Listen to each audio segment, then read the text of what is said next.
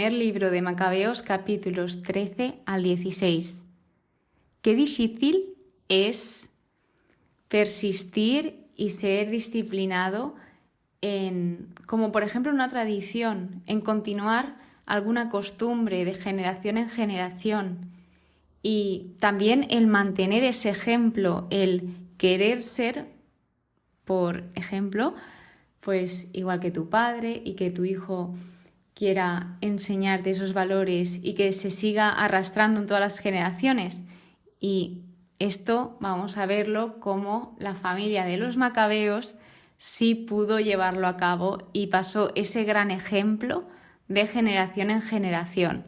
Por lo tanto, comenzamos con el capítulo 13, donde en este momento Simón es proclamado sumo sacerdote y etnarca de los judíos. Porque si hacemos memoria, Simón es el hermano de Jonatán, pero se pensaban todos que Jonatán había sido asesinado.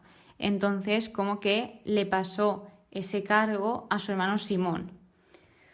Por lo tanto, nos encontramos en un momento donde Simón, cuando se dio cuenta de la que se avecinaba, cuando se dio cuenta de que podía venir una situación de peligro, ¿qué hizo? Pues reaccionó, se puso en marcha. Primero reunió a la gente, luego les dio ánimo y recordó pues todo lo que había hecho su familia por Israel, que incluso pues ahora mismo se pensaban que su hermano también había sido otra persona de su familia que había muerto por Israel, y luego se vio esa humildad de Simón, que dice: no busco ahora poner a salvo mi vida cuando llega la angustia, pues no soy mejor que mis hermanos.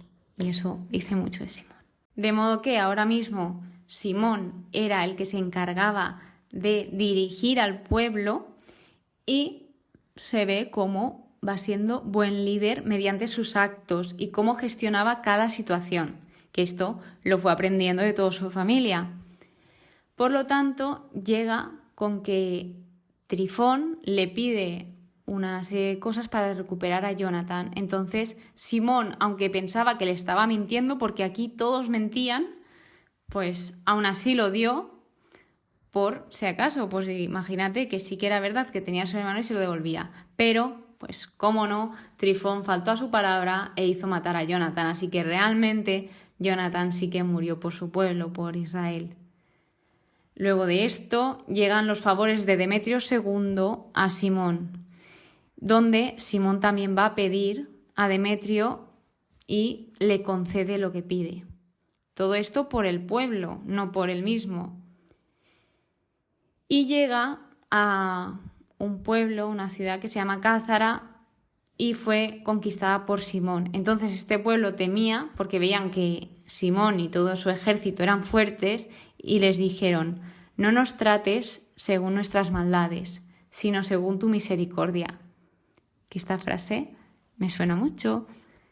Entonces, pues esto también puede ser como una oración que le hagamos al Señor, ¿no? No nos trates según nuestros pecados, sino según tu misericordia. Y aquí, pues, Simón tuvo esa gran misericordia y se reconcilió con este pueblo, pero los echó. Entonces, luego viene la conquista de la ciudadela de Jerusalén por Simón. En este momento todos sufrían una grave escasez y hambre, y Simón les concedió la paz que clamaron. Así que algo interesante que decir de este episodio es que cuando se concede este momento de paz, todos entran con aclamaciones y ramos de palma, porque un gran enemigo en Israel había sido vencido y expulsado. Así que, ¿por qué he destacado los ramos de palma? Hace nada, y cuando leí y estudié este capítulo, justamente era Domingo de Ramos, y me hizo entender más aún esa simbología. Entonces, en esta época, pues representaban la victoria, el triunfo, la paz y la vida. Era un simbolismo de esto. Y así también os comento, las palmas del Domingo de Ramos representan el respeto, amor y creencia en Jesús. Es un signo de riqueza y fecundidad. Entonces, compartido esto, pasamos al capítulo 14, donde sigue comentando que el país de Judá gozó de paz durante todos los días de Simón. Y a pesar de esto, Simón no se quedó quieto, decía, ¡hala! Ya tenemos paz, ya no hago nada. No, él siguió preocupándose muchísimo por la ciudad porque siempre hay cosas que hacer. Y aquí demuestra ese gran carácter de este gran líder. Entonces, él protegió a las personas, estableció la paz y la alegría en Israel, dio apoyo, limpió, trabajó, se ofreció, o sea, entregado por toda la nación y además observó fielmente la ley. Lo destaca mucho, porque gracias a observar fielmente la ley del Señor, pues él pudo llevar a cabo todo esto, porque el Señor pues nos transforma, nos moldea y pues nos hace hacer cosas que nunca pensábamos que íbamos a hacer y muchas cosas que por nosotros mismos no podríamos llevar a cabo. Y así fue con Simón. Simón hizo muchísimo, como veis, como os estoy comentando, y todo gracias a Dios. Después viene una renovación de la alianza con Esparta y Roma, ya que como su hermano había fallecido, pues él se vio como en esa responsabilidad de seguir con esa alianza. Entonces, también demuestra que por parte de Esparta y Roma sintieron la muerte de Jonatán y ellos escribieron para renovar la alianza. Entonces, se lee ante la asamblea, o sea, fueron los de Esparta y Roma, perdón. Y los de Simón le responden a esta alianza para comunicarles que la aceptaban con un escudo de oro. Así que ahora es donde viene un decreto honorífico en favor de Simón, donde aquí indica cómo lo decían, es decir, qué decía la gente de él. Por ejemplo, cuando te dicen, ¿quién es Simón? Pues así hablaban de él. Dice, se decía de Simón y hermanos que se habían mostrado valientes, habían combatido y rechazado enemigos y habían conseguido su libertad. Se expusieron al peligro, hicieron frente, o sea, unificaron la nación, proveyó de lo necesario y seguían luchando por su justicia y fidelidad. Es decir, aquí parece... Así he leído, pero son muchas cosas y son cosas que no son fáciles de conseguir. Y gracias a defender sus principios, gracias a defender sus valores, ellos pudieron llevar a cabo todo esto. También gracias a su confianza en Dios. Destaco que en este tiempo esperaban a un profeta y mientras ello pues se buscaba la respuesta en el libro de la ley de Dios. Entonces aquí es donde Simón acepta el sumo sacerdocio. Y en el capítulo 15 se habla de una carta de Antíoco VII hacia Simón. Aquí Trifón vio, Trifón el que había mandado asesinar a Jonatán, que las desgracias se abatían sobre él y se encontraba abandonado de sus tropas. Luego retorna a Judea de la embajada de Rama y se promulga la alianza con los romanos.